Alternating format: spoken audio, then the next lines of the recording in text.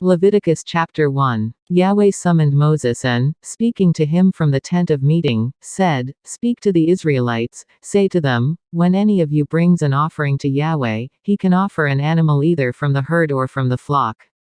If his offering is to be a burnt offering from the herd, he must offer an unblemished male. He will offer it at the entrance to the tent of meeting, to make it acceptable to Yahweh.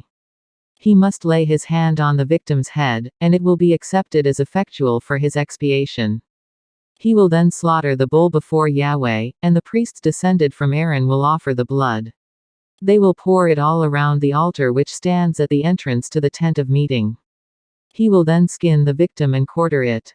The priests descended from Aaron will put a fire on the altar and arrange wood on the fire. The priests descended from Aaron will then arrange the quarters, the head and the fat on the wood on the fire on the altar. He will wash the entrails and shins in water, and the priest will burn it all on the altar as a burnt offering, food burnt as a smell pleasing to Yahweh.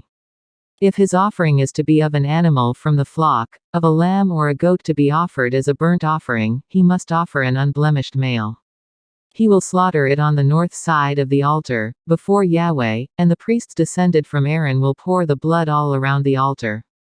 He will then quarter it, and the priest will arrange the quarters, the head and the fat on the wood on the fire on the altar. He will wash the entrails and shins in water, and the priest will burn it all on the altar as a burnt offering, food burnt as a smell pleasing to Yahweh. If his offering to Yahweh is to be a burnt offering of a bird, he must offer a turtledove or a young pigeon. The priest will offer it at the altar and wring off its head, which he will burn on the altar. Its blood must then be squeezed out on the side of the altar. He will then remove the crop and the feathers and throw them on the eastern side of the altar, where the fatty ashes are put. He will then split it in half with a wing on each side, but without separating the two parts. The priest will then burn it on the altar, on the wood which is on the fire, as a burnt offering, food burnt as a smell pleasing to Yahweh. Single quote.